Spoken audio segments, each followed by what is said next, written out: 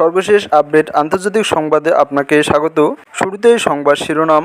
ইরানের অনুমতি ছাড়াও হরমুজ প্রণালীতে কোনো তৎপরতা চলবে না, অ্যাডমিরাল হাবিবুল্লাহ সাইয়ারি। থাকছে বিস্তারিত প্রতিবেদনে। এরপর জানিয়ে দেব, আনুষ্ঠানিকভাবে যুদ্ধে প্রবেশ করল ইয়েমেন, ইসরায়েলের ব্যালিস্টিক ক্ষেপণাস্ত্র নিক্ষেপ শুরু। থাকছে বিস্তারিত প্রতিবেদনে। সর্বশেষ থাকছে, ইরানি জাহাজে ইউক্রেনের হামলা, জলদস্যুতা ও সন্ত্রাসবাদের নামান্তর, বললেন রাশিয়া। সব ধরনের সংবাদ সবার আগে পেতে আমার WNews24 চ্যানেলটি সাবস্ক্রাইব করে সাথে থাকুন। এতক্ষণ শুনছিলেন সংবাদ শিরোনাম, এবারে বিস্তারিত। ইরানের অনুমতি ছাড়াও হরমুজ প্রণালীতে কোনো তৎপরতা চলবে না, অ্যাডমিরাল হাবিবুল্লাহ সাইয়ারি। ইসলামী প্রজাতন্ত্র ইরানের সেনাবাহিনীর চিফ অফ স্টাফ ও সমন্বয় বিষয়ক উপপ্রধান অ্যাডমিরাল হাবিবুল্লাহ সাইয়ারি বলেছেন, ইরানের নৌবাহিনী হরমুজ প্রণালীর পূর্বাঞ্চল, উত্তর ভারত মহাসাগর এবং ওমান সাগরের উপর পূর্ণ নিয়ন্ত্রণ বজায় রেখেছে। ইরানের রাষ্ট্রীয় সংবাদ মাধ্যম IRIB এর বরাত দিয়ে জানিয়েছে, সাইয়ারি বলেছে যে ইরানের নৌবাহিনী বর্তমান ভালো অবস্থানে রয়েছে এবং দেশটির নৌসদস্যরা হরমুজ প্রণালীর পূর্বাঞ্চল, উত্তর ভারত মহাসাগর ও ওমান সাগর সম্পূর্ণভাবে নিয়ন্ত্রণ করছে। তিনি বলেন, ইরানের নৌবাহিনীর সদস্যরা পশ্চিম এশিয়ার অঞ্চলে দৃঢ়তার সঙ্গে অবস্থান করছে। তার ভাষায়, তাদের অনুমতি ছাড়া এসব কৌশলগত জলপথ কোনো ধরনের তৎপরতা চালানো সম্ভব নয়। ইরানের সেনাবাহিনীর এই কর্মকর্তা আরও বলেন, দেশটির স্থল, সমুদ্র ও আকাশ সব সীমান্তেই নিরাপত্তার পরিস্থিতি ভালো ও স্থিতিশীল রয়েছে। ইরানের সশস্ত্র বাহিনীর সক্ষমতা ও শক্তির প্রসঙ্গে তিনি বলেছেন, বর্তমানে দেশটির যে সামরিক সক্ষমতা ও শক্তি রয়েছে তা আয়াতুল্লাহ আল খামেনির নির্দেশনা ও নীতি নির্ধারণী সিদ্ধান্তের ফল। আনুষ্ঠানিকভাবে যুদ্ধে প্রবেশ করল ইয়েমেন, ইসরায়েলের ব্যালিস্টিক ক্ষেপণাস্ত্র নিক্ষেপ শুরু। ইয়েমেনের সশস্ত্র বাহিনী ঘোষণা করেছে যে তারা ইসরায়েলের দক্ষিণে ব্যালিস্টিক ক্ষেপণাস্ত্র দিয়ে স্পর্শকাতর লক্ষ্যবস্তুতে হামলা চালিয়েছে। ইয়েমেনের সশস্ত্র বাহিনী আজ এক বিবৃতি জারি করে ঘোষণা করেছেন যে তারা ইসরায়েলের দক্ষিণে স্পর্শকাতর সামরিক লক্ষ্যবস্তুতে ব্যালিস্টিক ক্ষেপণাস্ত্র নিক্ষেপের মাধ্যমে তাদের প্রথম সামরিক অভিযান শুরু করেছে।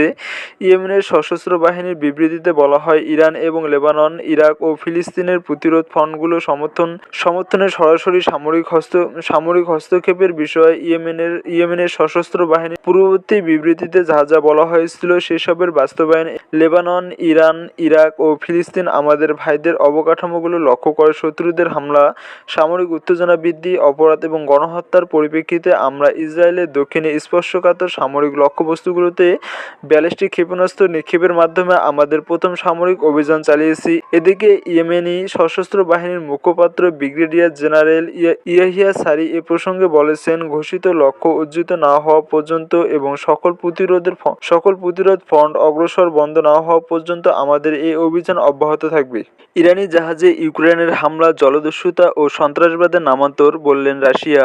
ক্যাস্পিয়ান সাগরে ইরানি পণ্যবাহী জাহাজে ইউক্রেনের সাম্প্রতিক ড্রোন হামলাকে একটি সুস্পষ্ট সন্ত্রাসী হামলা এবং আন্তর্জাতিক জলদস্যুতার পুনরুত্থান হিসেবে আখ্যায়িত করেছে রাশিয়া। রাশিয়ার পররাষ্ট্র মন্ত্রণালয়ের মুখপাত্র মারিয়া জাকারোভা কিয়েভ সরকারের এই পদক্ষেপের তীব্র সমালোচনা করে একে আঞ্চলিক নিরাপত্তার জন্য মারাত্মক হুমকি হিসেবে চিহ্নিত করেছেন। এনআর বরাত দিয়ে জানিয়েছেন, রাশিয়ার পররাষ্ট্র মন্ত্রণালয়ের মুখপাত্র মারিয়া জাকারোভা রেডিও স্পুটনিকের সাথে এক সাক্ষাৎকারে ক্যাস্পিয়ান সাগরে সাম্প্রতিক একটি ইরানি জাহাজে ইউক্রেনের হামলার প্রতিক্রিয়ায় জোর দিয়ে বলেন, আন্তর্জাতিক চর্চা যা স্বীকৃত সেই দৃষ্টিকোণ থেকে এই হামলাকে একটি সন্ত্রাসী কর্মকাণ্ড হিসেবে বিবেচনা করা হয়। এটি মূলত বিশ্বজুড়ে জলদস্যুতার পুনরুত্থান থেকে উদ্ধৃত একটি পদক্ষেপ।